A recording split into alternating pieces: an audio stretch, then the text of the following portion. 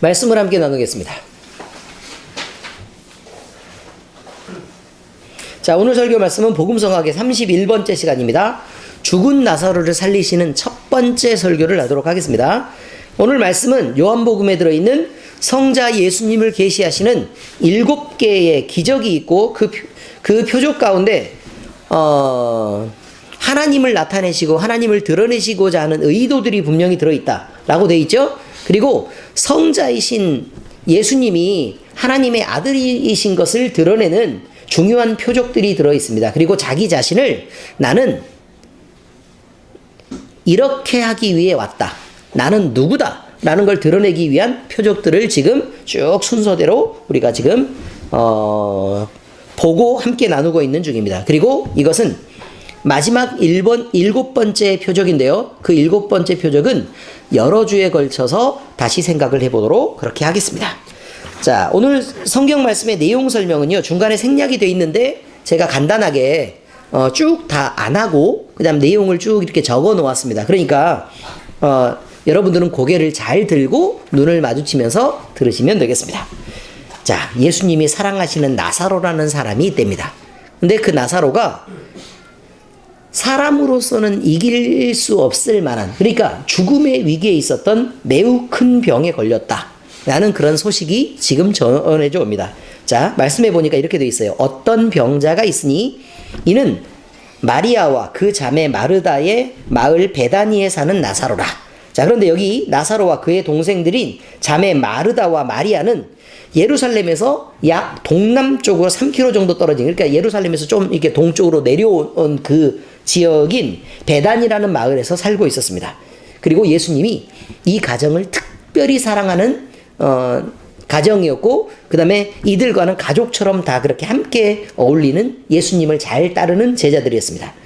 그 중에 이런 설명이 나옵니다. 이 마리아는 향유를 주께 붓고 머리털로 주의 발을 닦던 자요, 병든 나사로는 그의 오라비더라. 이렇게 되어 있죠. 마리아, 우리는 충분히 그걸 들어서 알고 있습니다. 자기가 평생 동안 모아왔던, 그러니까 자기의 모든 정성이 다 들어있는 그 향유를 주님의 발에 붓고 자기의 머리칼로 이렇게 닦아서 예수님의 죽음을 준비했다. 이런 것으로 매우 잘 알려진 마리아가 이 마리아다. 나사로의 동생 마리아다. 이렇게 돼 있죠. 이에 그 누이들이 예수께 사람을 보내어 이르되 주여 보시옵소서. 사랑하시는 자가 병들었나이다 하니. 그러니까 누이들이 예수님한테 사람을 보냈어요. 사람을 보냈는데 그 보낸 소식이 이거죠. 예수님, 저희 오빠가 병들었습니다 라고 얘기를 안 하고 뭐라고 표현을 하고 있죠? 예수님이 사랑하시는 자가 병들었습니다 라고 표현해요. 그런데 이름을 지금 얘기해요, 안 해요? 이름을 얘기 안 하죠. 그죠? 사랑하시는 자가 병들었다. 그러면 예수님이 대표적으로 나사로를 아꼈다. 이렇게 얘기할 수 있다. 그 말이에요. 그런데 신기한 거는 이거죠. 우리 오빠가 병들었으니까 예수님 얼른 오셔야 될 것 같아요. 얼른 주님이 오셔서 치료를 해주셔야 될 것 같은데요. 라고 소식을 전해야 되는데 그런 방식이 아니고 그저 사람을 보내서 사랑하시는 자가 병들었습니다 라는 걸로 끝나요. 그러니까 누이들은 오셔서 살려달라고 요청한 것도 아니고 치료해달라고 요청한 것도 아니고 그저 병들었습니다 라는 걸로 끝나는 거예요. 그러면 지금 이 두 자매의 믿음이라는 것은 예수님은 나사로를 너무너무 사랑하시기 때문에 당연히 예수님이 오셔서 고쳐줄 거 아니냐라는 너무 당연한 생각들을 하고 있었다. 그런 말입니다. 그런데 이 소식을 전해들은 예수님은 이 일이 하나님의 아들이 영광을 받기 위한 것이라고 말씀하시고 나서 시간을 쭉 지체를 하고 있습니다. 안 가요. 보니까 예수께서 들으시고 이르시되 이 병은 죽을 병이 아니라, 근데 죽었어요. 결국 죽을 병이 아니랬는데 죽었단 말이죠. 죽을 병이 아니라 하나님의 영광을 위하며 하나님의 아들이 이로 말미암아 영광을 받게 하려 함이라 하시더라. 그러니까 한마디로요, 그냥 영원히 이것으로 죽음으로 끝나는 게 아니고 결국은 그게 결론이 아니다. 죽는 것이 결론이 아니라는 얘기를 말하는 것이 죽을 병이 아니다 라는 의미지 죽지 않는다는 얘기가 아니란 말입니다. 예수께서 본래 마르다와 그 동생 나사로를 사랑하시더니 그 동생과 나사로를 사랑하시더니 그 동생은 마리아죠. 저 지금 읽으면서 깜짝 놀랐어요. 나사로의 동생이 마르다하고 마리아인데 마르다의 동생 이렇게 제가 읽었다니까요. 사람이 읽다 실수할 수 있는 게 있어요. 나사로가 병들었다함을 들으시고 그 계시던 곳에 이틀을 더 유하시고, 아니 지금 죽을 지경에 지금 처해 있는 거예요. 그런데 이 가족을 예수님이 엄청 사랑하셨다면서요. 그렇죠?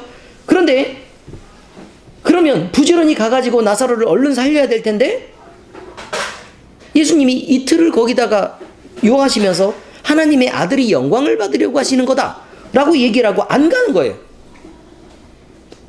그러면 이게 예수님 자신이 지금 하시려는 일과 하나님께서 자기 자신에게 어떤 계시와 어떤 목적을 두고 예수님을 인도해 가시는 건지 예수님은 충분히 이해하고 있었는데 지금 우리가 이해하기는 납득이 잘 안 간단 말입니다.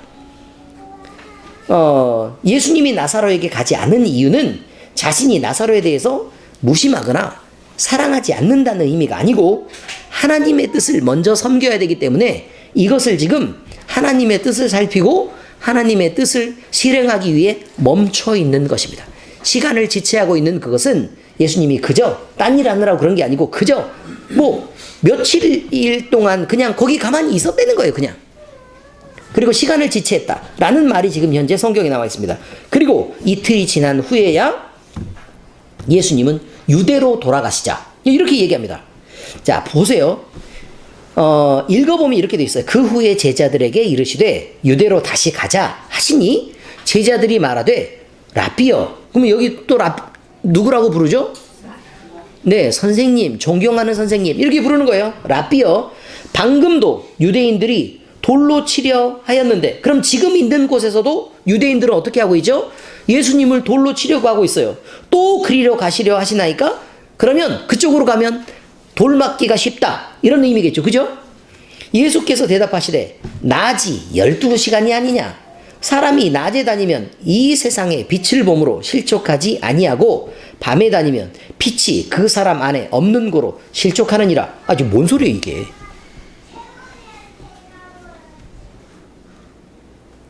아니 갑자기 이해가 안 되는 말을 이렇게 하시는 거예요. 근데 이 상황은 이런 설명을 할 수 있어요. 지금 이게 간단하게 성경만 읽으면서 말씀을 드리고 있는 중입니다. 예수님은 이미 많은 보수적인 유대인들, 그러니까 율법적인 유대인들의 표적이 되어 있었습니다. 그건 여러분도 다 아시다시피 안식일에 여러 가지 기적들을 행하시고, 근데 기적을 행하는 것이 그저 기적만 행하고 끝나는 게 아니고 바리새인과 그 일이 부딪혔다는 것입니다. 그들과 부딪혔기 때문에 자기들의 입질을 깎아먹는다라는 의미에서 도대체 살아있으면 안 될 사람이구나 이렇게 생각을 한 거죠.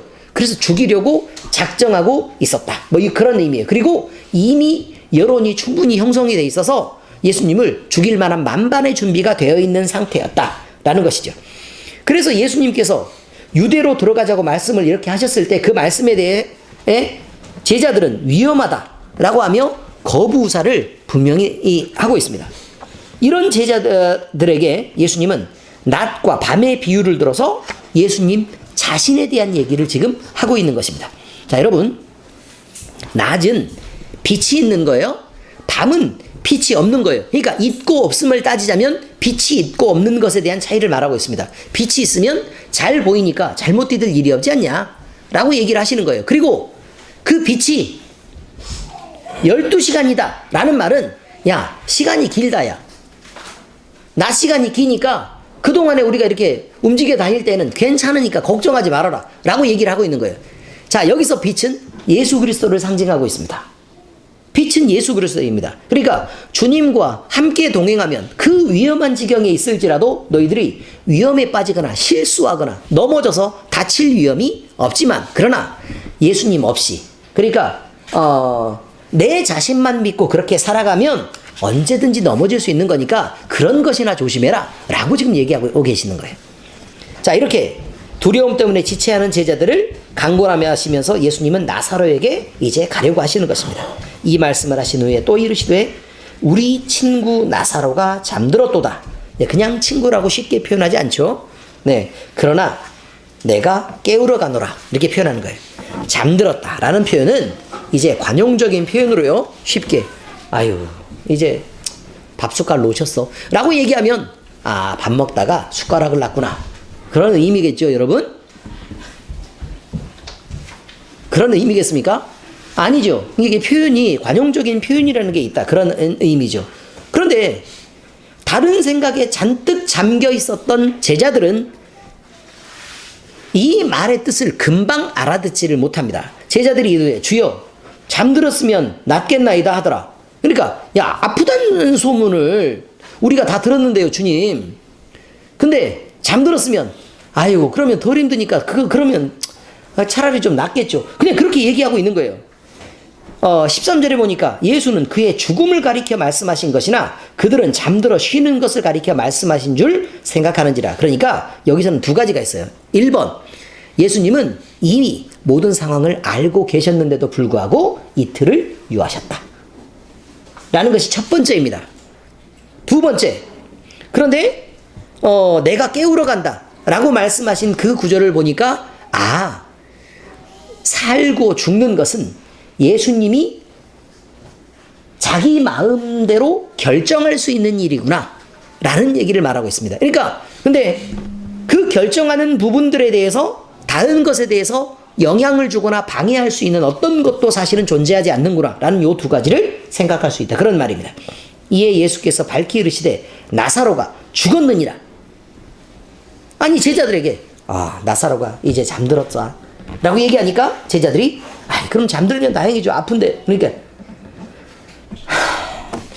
나사로가 죽었다 이렇게 얘기한 거죠. 대충 상황을 이해를 하시겠죠?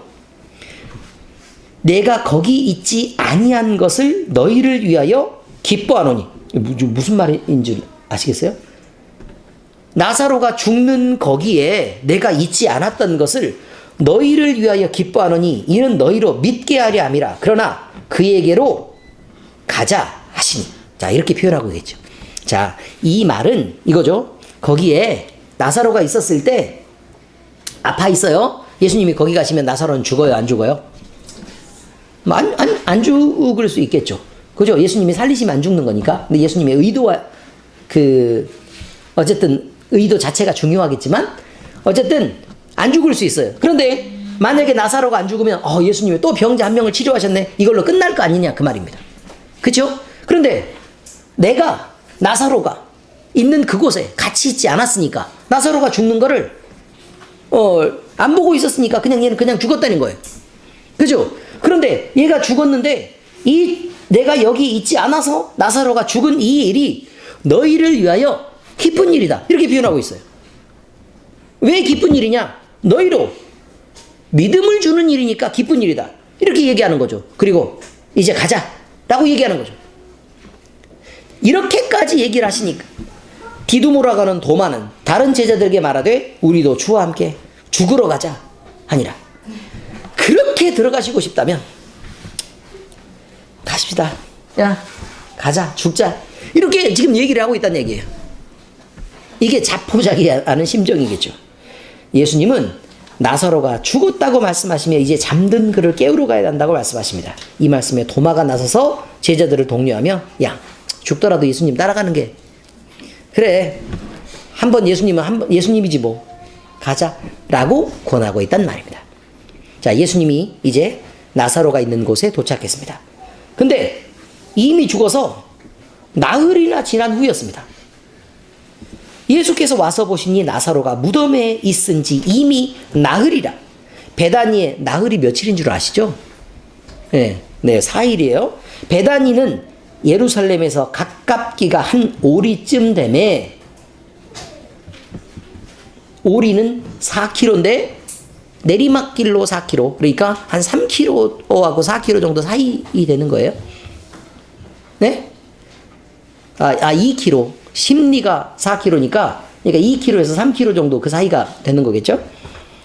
지금 실측해 보니까 한 3km쯤 돼요. 이렇게 꼬불꼬불한 길로 이렇게 내려가 보면 많은 유대인이 마르다와 마리아의 그 오라비의 일로 위문하러 왔더니 조문을 왔더니 라는 뜻입니다.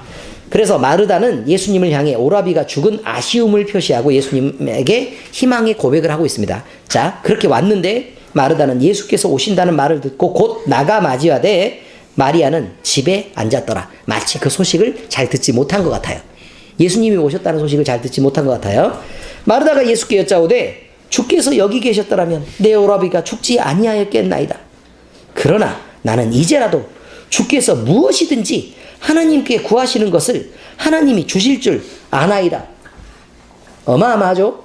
그러니 예수님이 이 가족을 아끼지 않을 수가 없죠. 네, 그렇게 돼 있습니다. 그래서 우리 오빠가 지금 죽었는데 예수님이 하나님께 기도만 하시면 뭐 그냥 사시는 거 아닙니까?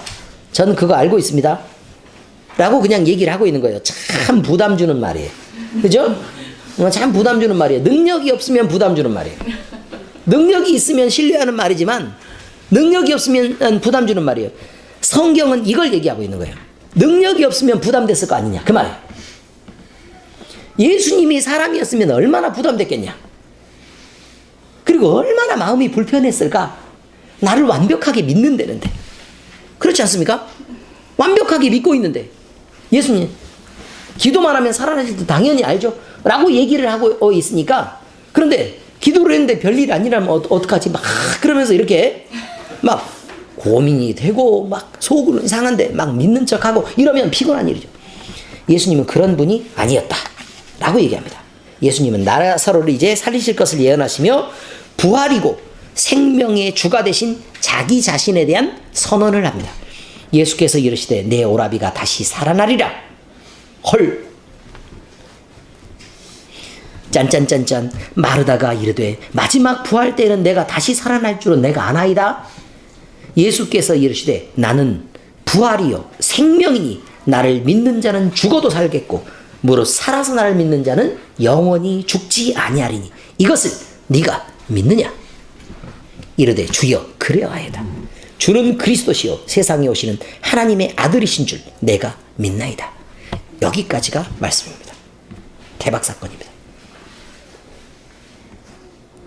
말씀에 나타난 여러 가지 해석들에 대한 내용입니다. 그리스도인에게는 이제 이 말씀을 보면서 이런 거죠. 하나님의 뜻을 생각하며 행동해야 할 무거운 책임이 있습니다. 우리 예수님이 사랑했던 제자 나사로, 그 나사로의 죽음을 앞두고 그 소식을 들었습니다. 그런데 하나님의 의지 앞에서는 당장 가고 싶은 마음이 있었어도 절제하며 기다리셨고 묵묵히 하나님의 아들의 영광을 이뤄가시려는 하나님의 뜻을 예수님은 실행을 하고 계셨습니다. 우리 예수님의 이런 태도를 우리는 주목해 보아야 합니다. 우리가 인생을 살아가다 보면 이제 하나님의 뜻을 생각하다 보면 우리가 참을 수도 있는 일일 텐데 우리의 감정이 우선해서 하나님의 뜻과 무관하게 움직이는 경우들이 너무나도 많다는 것입니다. 그래서 쉽게 상황이 벌어지면 열을 받으면서 나한테 왜 그래? 라고 화를 내고 도대체 내가 뭐? 라고 승질을 부린단 말입니다. 쉽게 억울하다. 아, 내가 이렇게까지 고생하면서 살았는데 내가 지금 이 지경에서 내가 당신한테 이 꼴을 당해야 돼. 라고 억울해한단 말입니다. 내가 뭐? 내가 한 일이 뭐 어때서 나를 그렇게 때려잡는 건데? 라고 억울해지죠. 또 상황과 손해와 이익에 따라 쉽게 동요합니다. 뭐 좀 이게 금방 일어날 일인데 나한테 돈이 마이너스가 될 것 같으면 어떻게 지갑을 안 갖고 왔네? 이렇게 동요하고 또 본능을 따라 유혹을 받고 쉽게 흔들립니다. 겉으로 나타나는 이런 모습들은 대부분 예수님을 모신 신앙의 기초에서 일어나는 행동들은 아닐 것입니다. 모든 성도는 내가 행동을 할 때 하나님의 거룩한 목적과 계획 속에서 살아가는 거룩한 교회이기 때문에 내 자신의 감정에 쉽게 흔들리는 것보다 하나님의 뜻을 생각하고 행동하는 신중함이 있어야 된다. 그런 말입니다. 그러니까 지금 당장 내 감정에서는 이렇게 하고 싶기도 하고 저렇게 하고 싶어도 하나님께 기도를 해보고 참아야 될 때가 있다는 것입니다. 엄청 급해요. 내가 생각하기에는. 그래도 하나님이 멈추라고 하면 멈춰야 된단 말입니다. 내가 뭘 하고 싶어서 안달이 났어요. 그래도 하나님이 그만하자. 그러면 네 라고 그만해야 된단 말입니다. 때를 쓰고 하나님 앞에 매달려서 그걸 받아내고 싶은 게 있어도 기도를 해보고 나서 하나님이 이건 아닌 것 같은데 그러면 네 하나님 이라고 얘기할 수 있어야 된단 말입니다. 늘 자기가 주인이 되고 늘 자기가 목적이 된 사람들은 하나님의 뜻을 이해하기 어렵습니다. 왜냐하면 자기 자신의 의견을 먼저 이야기하고 하나님을 거기에 맞추려고 하기 때문에 그렇습니다. 시편을 보면 나를 훈계하신 여호와를 송축할지라. 여기 훈계했다는 말이 무슨 말이죠? 내 생각과 하나님의 생각이 달랐다는 얘기예요. 그러니까 혼났죠. 그렇지 않겠습니까? 내 생각과 하나님의 생각이 달랐을 때. 그런데도 시편에서는 뭐라고 얘기하죠? 여호와를 찬송을 하겠습니다 라고 얘기하죠. 밤마다 내 양심이 나를 교훈하도다. 그러니까 내 의지나 욕심 그걸 따라서 나는 움직이고 싶었는데 내가 내 양심에 비추어서 하나님의 말씀을 바라보았더니 야 그래 그건 아니잖아 라고 얘기하는 것을 발견하게 되었다. 그런 말이죠. 내가 여호와를 항상 내 앞에 모시며 그러면 뒤로 돌려놓지 않고 앞에 모시단 말은 하나님이 먼저 가는 길을 내가 따라가겠습니다 그런 거예요. 그가 나의 오른쪽에 계심으로 오른쪽에 계심으로는 무슨 말이냐면요 나의 힘이 되시고 나를 이끌어 가신 분이므로 그런 뜻이에요. 오른쪽에 계심으로 내가 흔들리지 아니하리로다 라고 되어 있습니다. 고린도전서 15장 57절에서 58절에 보니까 우리 주 예수 그리스도로 말미암아 우리에게 승리를 주시는 하나님께 감사하노니 그러므로 내 사랑하는 형제들아 견실하며 흔들리지 말고 항상 주의 일에 더욱 힘쓰는 자들이 되라. 이는 너희의 수고가 주 안에서 헛되지 않은 줄 알미라. 여러분이 사는 것도 수고로움입니다. 그러나 그 수고로움이 주님의 뜻 안에서 살아갈 때는 여러분이 여러분의 인생을 사는 게 아니라 주의 일을 하고 있는 것입니다. 여러분이 여러분 감정과 욕심을 접는 일, 그저 내가 하나님 앞에 나를 접는 것처럼 보이지만 주의 일을 하고 계시는 것입니다. 교회답게 움직이고 있는 것입니다. 하나님 앞에 그것이 영광이 되는 것입니다. 그 일이 중요합니다. 두 번째, 예수님과 동행하는 길에는 실족할 일이 없습니다. 인간은 인간 자신을 의지하고 살 때 왜곡된 자신의 기준으로 살아갈 수밖에 없는 것입니다. 누구나 인간은 왜곡이 있습니다. 단 한 사람도 왜곡이 없는 사람이 없습니다. 아무리 잘나고 능력이 있어도 사람이면 사람이기 때문에 변할 수 없는 한 가지, 누구나 죄인이라는 사실입니다. 사람이 가진 선은 항상 옳은 것이 아닙니다. 여러분의 인생을 비추어 보시면 압니다. 막상 살아가다가 보면 나는 옳아도 그 기준을 적용받는 다른 이들은 원통하기 이를 데 없는 경우도 허다하게 발생합니다. 나 옳은 대로 매번 행동해 보세요. 남들은 억울한 사람이 주변에 아주 널리고 깔리게 되어 있어요. 그리고요, 그럼 내 입장은 저는 그 정도 아니에요. 저는 그 정도 쓰레기 아니거든요. 라고 얘기를 하시겠죠. 그러면 입장을 바꿔서 반대로 생각을 한번 해보세요. 옆 사람이 자기 옳은 대로 늘 행동한단 말입니다. 괜찮겠습니까? 내가 옳은 대로 행동하는 것은 여러분 옳고 남이 옳은 대로 행동하는 것은 그런 것입니까? 아니죠. 내가 옳은 대로 행동하는 것은 남이 옳은 대로 그냥 행동하는 것과 전혀 다르지 않습니다. 왜곡된 사람들이 자기 기준에 의해서 나만 옳다고 주장하는 그 모든 것들 반드시 내 감정으로는 옳은 것 같지만 그렇지 않단 말입니다. 중요합니다. 나는 잘못한 일이 없어요. 행동할 때. 그런데 어떤 이들에게는 이미 나쁜 사람이 되어 있기도 해요. 그리고 나는 균형 있게 행동했어요. 근데 어떤 상황에서 나는 균형을 잘 잡았다고 생각했는데 이쪽에서도 배신자, 저쪽에서도 배신자가 되어 있어요. 그리고 양쪽에서 따돌림을 당하게 됩니다. 안 그렇습니까? 심지어 가족들도 마찬가지입니다. 나를 사랑하는 가족들, 웃기지 마세요. 그런 게 어디 있어요? 내가 사랑하는 가족이겠죠. 그렇지 않습니까? 내가 사랑하는 가족이에요. 근데 내가 사랑하는 가족인데 나를 사랑하는 가족이냐? 요거는 내 입장에서 좀 다시 생각해 볼 필요가 있어. 그런데 다른 가족의 구성원들 역시 내가 사랑하는 가족이지 나를 사랑하는 가족이라 그러면 보기에는 영 어색한 부분이 있단 말입니다. 사랑 역시 왜곡되어 있습니다. 그거 역시 완전한 게 아닙니다. 여러분이 가진 것은 늘 그렇단 말입니다. 그리고 옆 사람이 굉장히 화가 나 있어요. 예를 들어 남편이나 아내나 아니면 자식이나 부모나 가까운 여러분의 누구인가가 나 때문에 굉장히 화가 나 있어요. 그럼 말을 붙이려고 하는데 승질이 너무 나 있어서 지금 말을 시키면 오히려 성질을 긁고 안 될 것 같은 거예요. 그래서 잠깐 화가 식을 때까지 잠깐 기다리려고 이제 마음을 먹고 그 사람을 배려하는 마음에서 이렇게 행동을 합니다. 그랬더니 갑자기 얼굴을 확 돌이켜서 쳐다보더니 아니 왜? 네가 잘못해놓고 사과를 안 하는 거야. 라고 들이대면서 잡기 시작하면 방법이 없습니다. 우리가 사과를 안 하는 게 아닌데 잠깐 기다리는 거 아닙니까? 화가 풀리도록. 근데 그때를 못 참고 또 승질을 부립니까? 이런 상황이에요. 자, 그러면 다음번에는 돌이켜서 이제 이렇게 하기로 하죠. 화가 무지하게 나 있어. 그럼 내가 진심으로 사과를 하면 얼른 받아주겠지 라고 했더니 제발 승질 날 때는 건드리지 좀 말라고 소리를 지르. 그렇지 않습니까? 한마디로 무슨 짓을 해도 승질 난다는 얘기예요.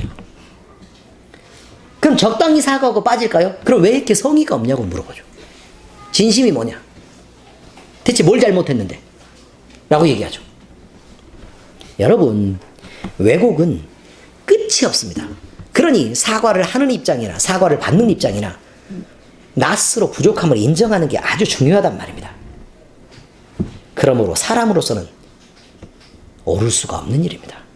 예수님은 예수님 자신이 세상을 비추는 빛이라고 말씀하셨습니다. 사람이 빛 가운데서 행하면 실족함이 없고 밤의 어두움 가운데 행하면 실족하며 넘어지는 것처럼 빛이신 예수님과 함께 동행하는 사람은 빛이신 예수님을 통해서 세상을 분별하여 바르게 볼 수 있고 실족하지 않을 수 있게 된답니다. 예수님 없이 자기 욕심에 빠져 사는 사람들은 빛이 없으므로 어둠 속에서 행하다가 실족하며 넘어지게 된다고 말씀하고 계십니다.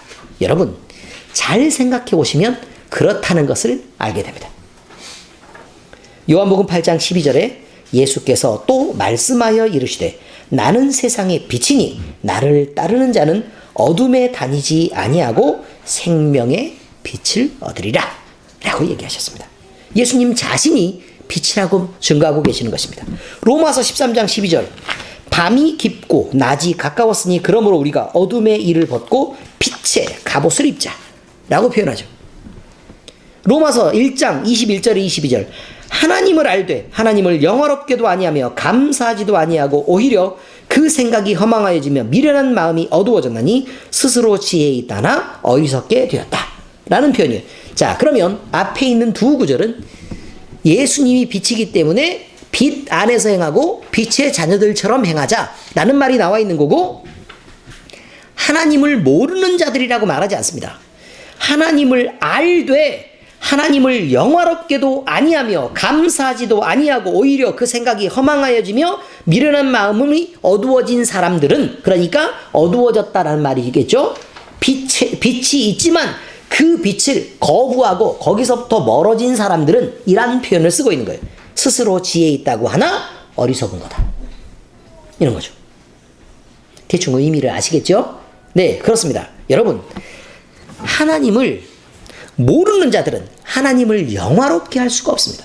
그러므로 하나님을 열심히 배워야 합니다. 말씀도 읽고 성경 공부도 하고 기도도 해보고 또 여러 가지 경험들을 쌓아가면서 하나님이 내 인생 속에서 어떤 분이신지, 그리고 하나님의 성품은 어떤 분인지 이렇게 여러분들이 배워가야 한단 말입니다. 그래서 하나님을 알아가는 거죠. 근데 경험이 있어도 하나님을 그 이름을 높이지 않고 그저 자기 자신에게 목적을 두고 내 병이 치유되기만 구하고 내가 부자 되기만 구하고 이렇게 하는 사람들은 여러분 안에 복음이 없는 것입니다. 그 안에 감사가 사라지고 오히려 그 생각은 썩어질 몇 근의 고깃덩어리인 나에게 장신구를 달아주고 그저 목걸이를 하고 좋은 옷을 입히는 결과밖에 없는 거 아니겠습니까? 그래서 미련하다라고 얘기합니다. 빛 가운데 행하시기 바랍니다. 사람들은 같은 성경 말씀을 들어도 자의적으로 해석합니다. 말씀은 늘 예수님의 해설을 필요로 하는 것 같습니다. 이게 세 번째 이야기입니다. 제자들은 예수님께서 나사로가 잠들었다고 말씀하실 때 그 말씀을 알아듣지 못했습니다. 누구나 자기 선입관이 있으니까요. 그래서 그가 정말 잠들어 있을 것이라고 상상하게 됩니다. 그런데 예수님의 이런 말씀은 예수님 자신이 어떤 분인지를 드러내시기 위한 의도로 비유해서 자주 쓰는 표현 형식이었음을 우리가 알아두어야 합니다. 자는 자를 깨우시는 예수님은 그저 잔다라고 표현했던 것에 대한 의미를 얘기를 하는 거예요. 자는 자를 깨운다라는 예수님은 첫째, 죽은 자가 부활할 수 있다라고 얘기하는 거예요. 그러니까 결국 나사로는 다시 살아날 수 있다라는 걸 얘기하고 있는 거예요. 실제로 육신이 죽은 자가 살아날 수 있다라고 말씀하시는 것입니다. 둘째는 영적인 무지에 빠져서 하나님을 볼 수 없는 이들이 영적 감각이 이미 죽어있는 그때 예수님은 너희에게 믿음을 주기 위해서 너희에게 기쁨이 되려고 하는 것이다. 너희에게 믿음을 주는 것이니까 라고 표현한 이것은 너희들처럼 영적인 감각이 없고 예수님을 그저 랍비라고밖에 부를 수 없는 그 지경에 빠진 너희들에게 영적인 감각을 깨워서 하나님을 느끼고 하나님의 아들이신 것을 믿게 하려고 한다라는 게 자는 것을 깨운다라는 표현이기도 합니다.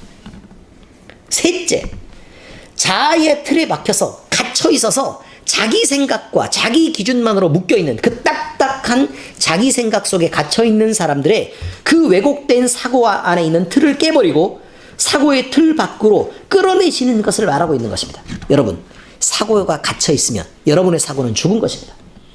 그래서 결코 믿음을 가질 수가 없는 것입니다. 여러분의 있는 모든 합리적인 기준을 총동원해봐도 여러분은 절대로 믿음을 가질 수 없는 것이 사실입니다. 사람은 자기 스스로 믿음을 가질 수 있는 능력이 없기 때문에 그렇습니다. 결국 자기 자신이 하나님께 내어드리게 되고 그 자기 자신의 기준이 깨어지는 그것, 그래야만 성령의 도우심을 입고 믿음을 받아들일 수 있게 되는 것입니다. 그냥 이해하기 쉬운 대로 가볍게 이해하고 판단하면 안 됩니다. 말씀은 말씀 그대로의 뜻을 읽어야 되는 것입니다. 디모데후서 3장 16절에 그래서 이렇게 표현합니다. 모든 성경은 하나님의 감동으로 된 것으로 교훈과 책망과 바르게 함과 의로 교육하기에 유익하다. 이렇게 돼 있죠. 또 히브리서 4장 12절에 보니까 하나님의 말씀은 살아있고 활력이 있어 좌우의 날선 어떤 검보다도 예리하여 혼과 영과 관절 및 골수를 찔러 쪼개기까지 하며 또 마음의 생각과 뜻을 판단하시나니 라고 되어 있습니다. 하나님의 말씀은 이런 것입니다. 자, 그 다음에 네 번째, 성도의 죽음이란 어떤 의미가 있습니까? 그저 자는 것과 같습니다. 나사로의 죽음, 회당장 야이로의 딸의 죽음 등을 생각해보면 예수님은 모두 잔다라고 표현하고 계시다는 걸 우리가 알 수 있습니다. 왜냐하면 예수님께서는 죽음이란 단어 자체가 없어요. 왜냐하면 옮긴다, 잔다, 자고 나서 좀 오래 자고 깨어나는 것이겠죠.